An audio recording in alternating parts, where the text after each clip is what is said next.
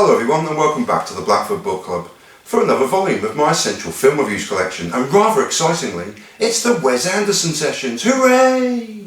It's the Darjeeling Limited, hooray! I'm off to the cinema shortly, yes. I'm off to see Flowers of the Blood Moon, so relax, kick off your shoes, have a glass of wine, go on, be cheeky, be a devil, and open that packet of chocolate biscuits hiding at the back of the cupboard. I know. Go on, treat yourself. It's nearly Christmas. I've got to get off this train. The Darjeeling Limited, a luxury train on which our protagonists traverse India, is perhaps Wes Anderson's most understated and introspective film hence far, and also the first film to introduce a real left-field narrative change that shocks on first viewing and continues to be an effective plot twist every time to an intriguing tale of brotherly love, despair, dislocation and tragi-comedy shot through the prism of Anderson's loving, cinematic lens. The twist, and indeed the majority of the plot, will not be revealed here, but rather a simple premise set up and a brief dissection of the three brothers travelling India in search of themselves for sure, but more importantly for the brotherly love they once shared. Written by director Anderson, Roman Coppola and Jason Schwartzman, star of Anderson's second film Rushmore. They jointly created a vast set of characters, of whom 9 or 10 are in the main or cameo roles, but it's nominally the brothers' journey on whom we depend, but these will be dissected later. In supporting roles are many returning actors from previous Anderson films, with Bill Murray returning in a short cameo role as the businessman. Anjelica Huston returns as Patricia. Kumar Pallana returns in a wordless role as Old Man on board the train, and Waris Ahluwalia has a larger role than the one he played in the Life Aquatic with Steve Zissou as the train's under pressure Chief Steward. Keep an eye out for a brief cameo from Natalie Portman as ex-girlfriend. Irrfan Khan may break your heart as the father.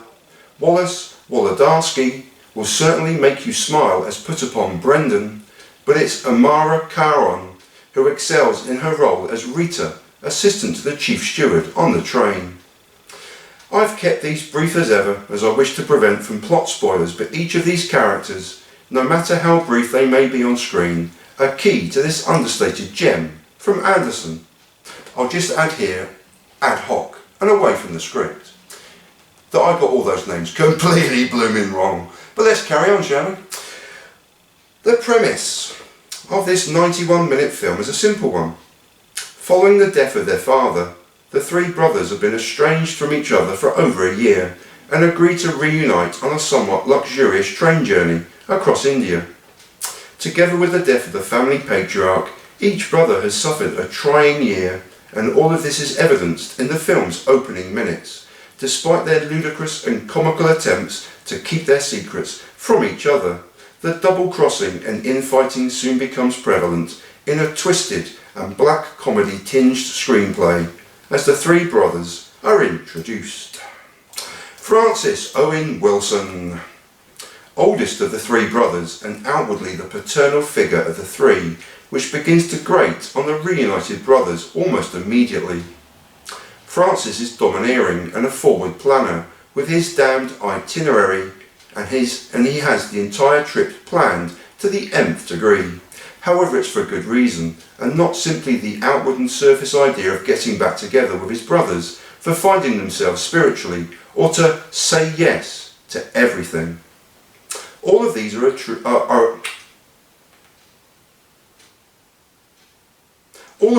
of course. But he's a meticulous planner for other reasons too. He's fond of saying itinerary and asking, do you trust me? And as well as being heavily bandaged and having a fractured foot, he's also lost a front tooth. Francis's choice of painkiller is India's strongest available.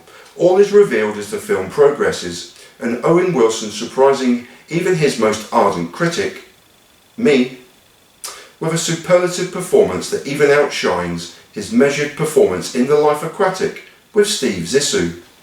This is Owen Wilson at his very best, and he would go on to collaborate yet again with the director on 2 of his forthcoming 3 films.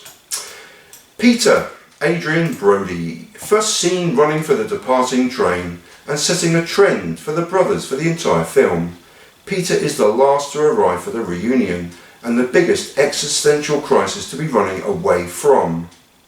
His wife is pregnant and due to give birth in 6 weeks, yet he's a world away from her and questioning whether or not he wishes to actually be a father, as he fears divorce far more.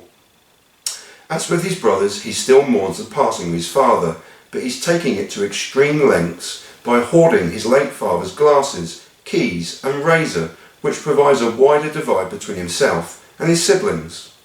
Peter's choice of painkiller is an Indian muscle relaxer, and he's been known to exclaim, "Fuck the itinerary!" a lot. Adrian Brody runs Owen Wilson a very close second, with an outstanding performance of barely controlled anger and remorse, and would soon reunite with the director on 2 of his next 3 films. Jason Schwartzman. Yes, I keep saying Jason Schwartzman rather than Jason Schwartzman.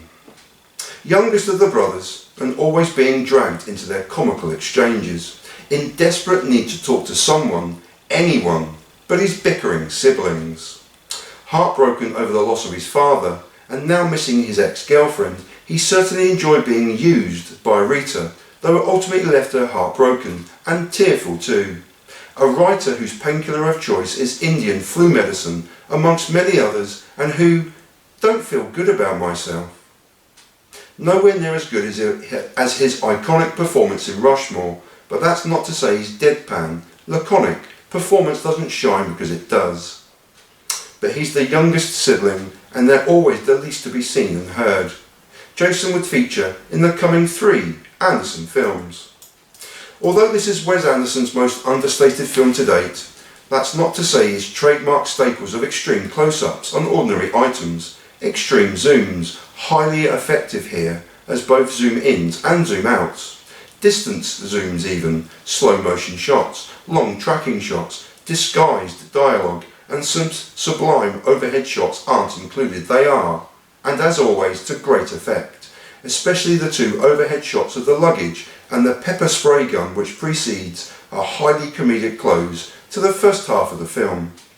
Regular director of photography Robert Yeoman returns, capturing the albeit sporadic yet beautiful shots of the Indian countryside and the high shot over a suburban city, whilst the young inhabitants play cricket with a tennis ball. Yeoman also lights one of the best scenes of the film, as the brothers sit around a campfire getting high on their various pain-killing medicines and ruminating why they don't trust each other, and Jack asks the telling question, "I wonder if the 3 of us could have been friends in real life, not as brothers." It's a gem of a short scene and highly effective. Regular music composer Mark Mothersbaugh is replaced here with a local Indian composer for a more localised score and for inspiration from traditional Indian films from which much of the music is derived from. As with all Wes Anderson films, there's also so many standout songs included, with 3 tracks from The Kinks, This Time Tomorrow, Strangers and Power Man, and the hauntingly beautiful Where Do You Go To My Lovely by Peter Sarstedt, as well as the Rolling Stones' lyrically apt Play With Fire, which is an obvious lyrical insignia for the film as a whole. Classical tracks also make a reappearance, with the standout Debussy 3 Clair de Lune playing over the aforementioned campfire scene, and the closing credits roll to the wonderful Champs-Élysées by Joe Dassin. Suffice to say, for a Wes Anderson film, the musical choices are again absolutely sublime and complement a truly wonderful film of 3 brothers trying to reconcile with themselves as well as with the death of their beloved father. All 3 are running away from something, and some more than others, and they all have mental and physical scars whilst trying to find their place in the world. Constant themes of spirituality, religion and faith abound, but it's far more than that, and more the baggage we carry and where we ultimately find a home for it. Blackly comedic, with a real crunching gear change that may surprise, it's yet another eminently quotable Wes Anderson film, and a worthy addition to his cinematic canon of work. And that was the Darjeeling Limited, directed by Wes Anderson. And I'm off to the cinema to see Flowers of the Blood Moon. And it's absolutely pouring down with rain outside. What a winner. Go on, have another glass of wine. Open that second packet of biscuits that you hide from the family in that second drawer down. I've seen you. I've seen you hiding them. Thanks for watching. Peace, everyone. And solidarity. I'm off to the cinema. Hooray! Thanks for watching. Please be careful out there. Peace.